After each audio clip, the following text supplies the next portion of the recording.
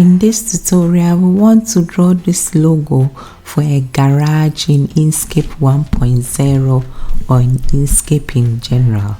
So we start by going for our star and polygon tool, and then we want to draw a hexagon, a 6-sided polygon. So go to polygon and change this to 6.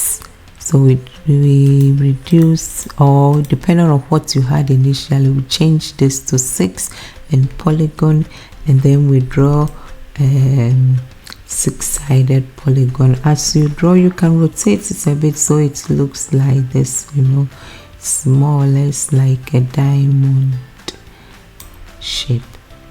Okay, I hope it's uniform.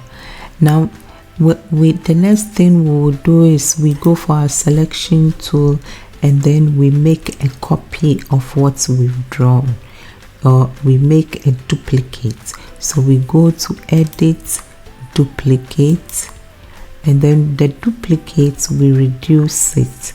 So go to shift and control and do something like this to get this. Now with the small one selected, select as well the bigger hexagon and go to path and go to difference, so that we have something like this.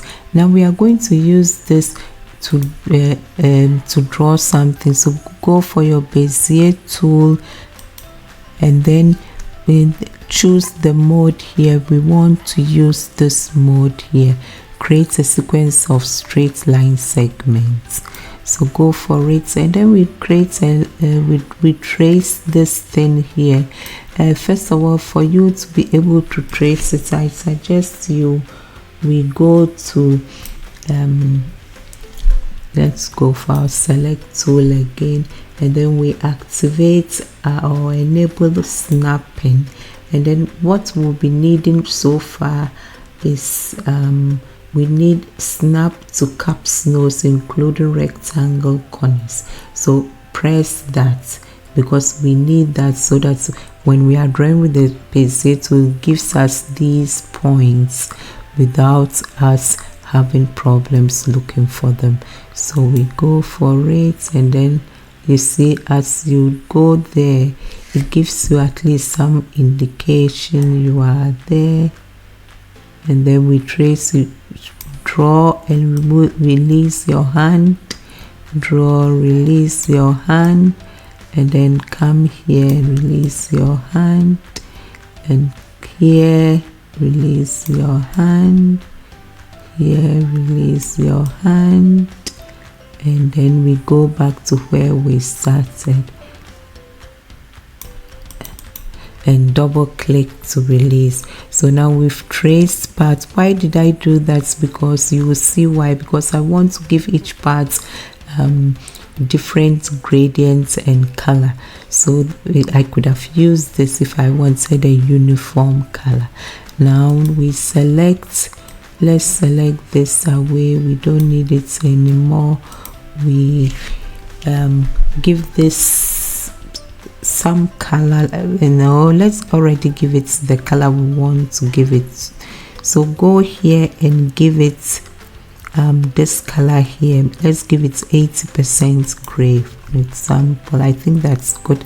And now we have it selected. We want to rotate it so that we get this part here. This thing is made up of 360 the angle. So if we have one piece and we need 3 pieces, then this we have to rotate it 120 degrees. Now go to object and go to transform, and then this dialog box will pop up. Write 120 here, choose rotate clockwise. I forgot, we have to do a duplicate of this, so you can also do duplicates by left clicking it and space bar. So now we have our duplicates, and then we go to apply. If you've already changed the angle and chosen clockwise, go to apply, and then we have this here. We connect this to this. Now we need the down part, so we do a duplicate again, left click, space bar, and then we do apply to get this here. Now we want to change this color. We give this, let's give this one a lighter color. So maybe we go here and give it this color, and then this we give it a darker, the extreme darkest color here. Okay, now we want to give these things some, let's give them some, is it okay, we want to give it some form of red gradient. So we go to object, fill and stroke, and then is the fill. So go to fill, and then we go to radial gradients. We give this radial gradients, we give this also radial gradients, and this as well radial gradients. I think we should reduce the stroke because it's too strong. So go here and reduce the stroke if yours is very big.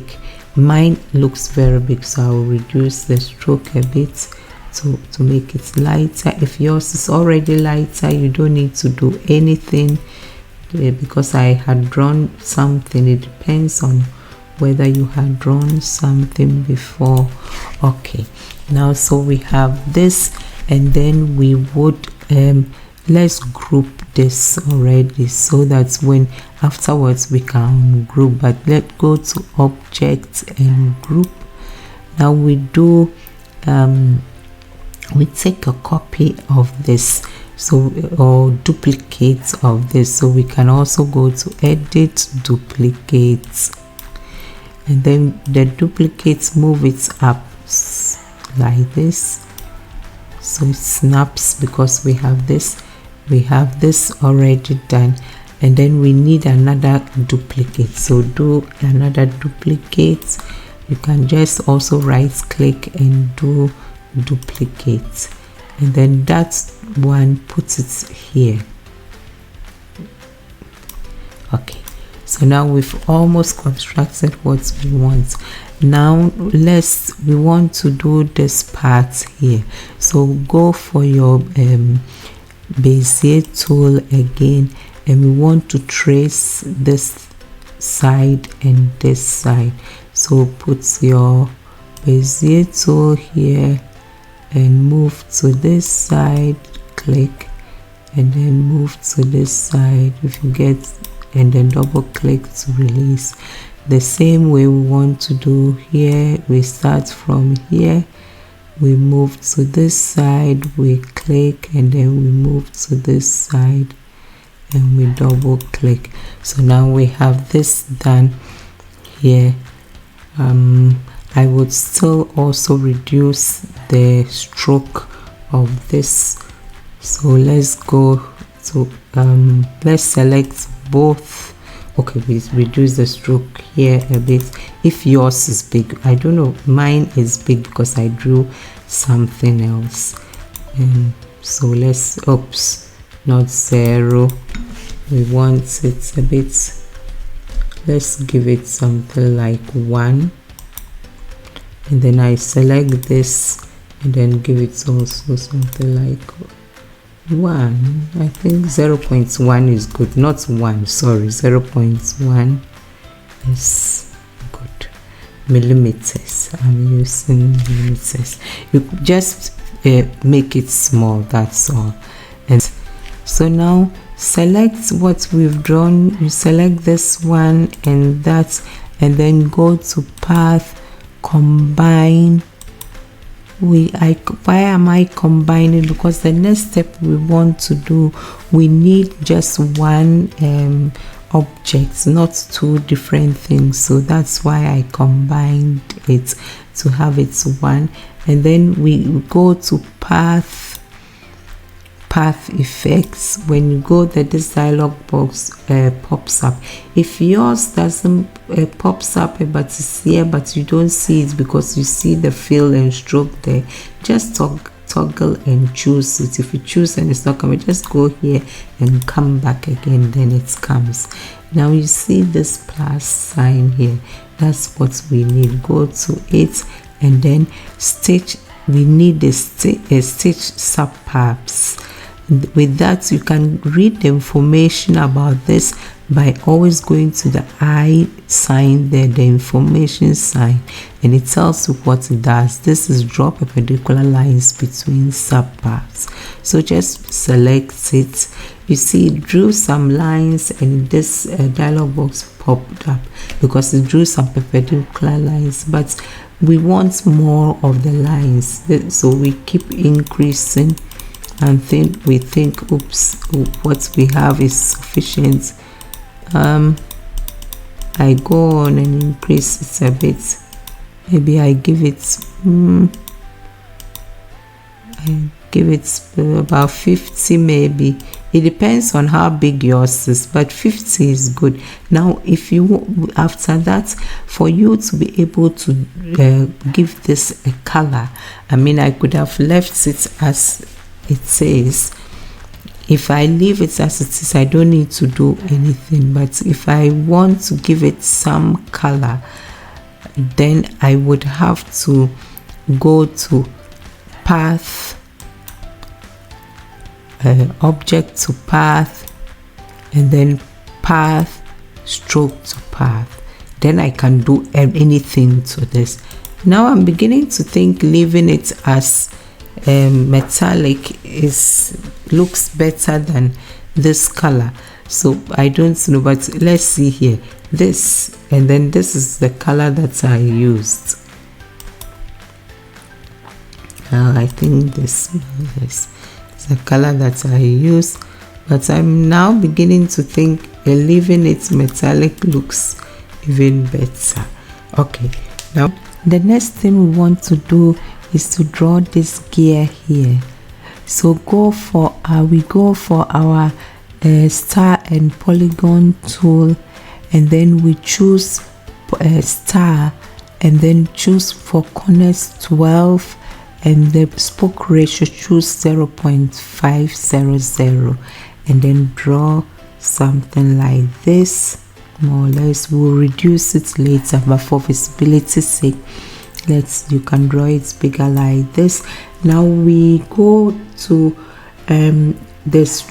change. If you have a fill or something, go to stroke style and increase the stroke. So increase it until it looks big enough. So we are I would increase it more until something like this. I think something like this is okay. We can just to I hope you get the idea, just to get it to look something like this. Okay, now we draw a circle. Now I'm sorry, I forgot to have told you, in case you did increase it and yours was you just say, oh, mine is not getting this sharp edges. It's because of the joints here. Maybe you'll be having this, but we need this bevel joint, so choose this. Okay, that's what we need. Now the next thing we need to do is to draw another circle. So go for your circle tool and go to Shift Control and start drawing from the center, more or less, so that you extend it until you see some circle popping out of the teeth there, and then I think we are good. Let's see here, just for you to see the circle is somewhere ending here, because we wanted to round here a bit. We don't want it to be too sharp going in. Now go to Shift and select this and select the almost finished gear and go to Path Union. So now we have this. We want to cut a bit a circle this part away. So now I would suggest you go to the, let's draw a circle first of all. We can draw a circle somewhere here. Go to shift just to get a perfect circle. Now I will go and take the stroke away. We don't need the stroke, so go to stroke paint and remove the stroke from this circle.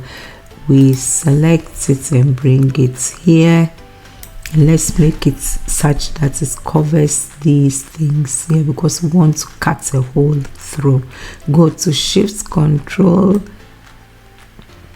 and then when it goes over a bit, I think this is okay. Now this is already selected. Go to shift and select the almost finished gear, and then we go to path, and then we go to difference. Now we have our gear. We need to reduce it, so we place it here. Now select your gear and go to path of stroke to path, okay, because it's a stroke normally. Now maybe let's see whether we can change the color. Yes, we change the color to brown, or choose this color. I think this is better. So we change the color to this, and we make it small to put here. So go to shift control so that you don't distort it. You could also do only control, but okay, let's see. If it's bigger, we would I think this is too big, so let's reduce it. Go to shift control and reduce it, because we are going to write Sam's Garage there, and we need space for that. Let's see, I think somewhere like this is good. And the next thing we want to do is to decorate it. We want to write Sam's Garage here. So we go for our, let's draw a circle. We go and then go to control and draw a circle. The circle should be somehow similar to what the gear, the size of the gear. So you can lift it and bring it here a bit to check whether, let's reduce it a bit. Let's give it an opacity so that when we bring it to check, it's easier. So go to fill, and then you see this alpha channel here. Reduce it a bit so that it becomes transparent, so that when we move it here, we can see what we are doing. Now let's go to shift control and make it almost the size of the gear that we had. Okay, now we are going to write Sam's Garage. So I'm beginning to think maybe if I had written Sam's Garage here, it would have looked better. Anyway, we can try that, but let's write Sam's Garage as it's here. We write Sam's. The font I'm using, if you go to test font, I'm using Century Gothic. So that's what you can choose, or if you don't like it, you can choose another one which you think is better. Okay, this we have Sam's Garage. Okay, now we go and select it and make it smaller so we know it can fit here. Go to shift control, or shift only control also will do it. Make it a bit smaller so it can fit there, and then we want to run it on this so that it's round like this. And actually I'm beginning to think if I had put Sam's Garage up here, like run it rather like this, or if left it up there would have looked better, because then I have the gear free of any text. I think we should put it here, but I still show you how to put it around here. Okay, so we go here, and then we first of all change the circle to a path, because to get it round we need it to be a path. So go to object, to path. I will make a duplicate of this just for the try whether we should put it up or around. So go to left click and do duplicate, and then we put this one here. Now we select this and we go to shift and select this too, and then we go to test, and then we do put on path. So you see it puts it on the path, but we want it up in the correct way, order. So just double click to get the handle and move it here. Yes, more or less like this. I think that is good. Now we want to detach this text from the circle. So to do that, press the text and go to path, object to path. Then they are now not together anymore. Other than that, if you remove it, it will turn to this way again. Now we move this here. You can remove the snapping now. We don't need anything to snap. We put it somewhere here, I think.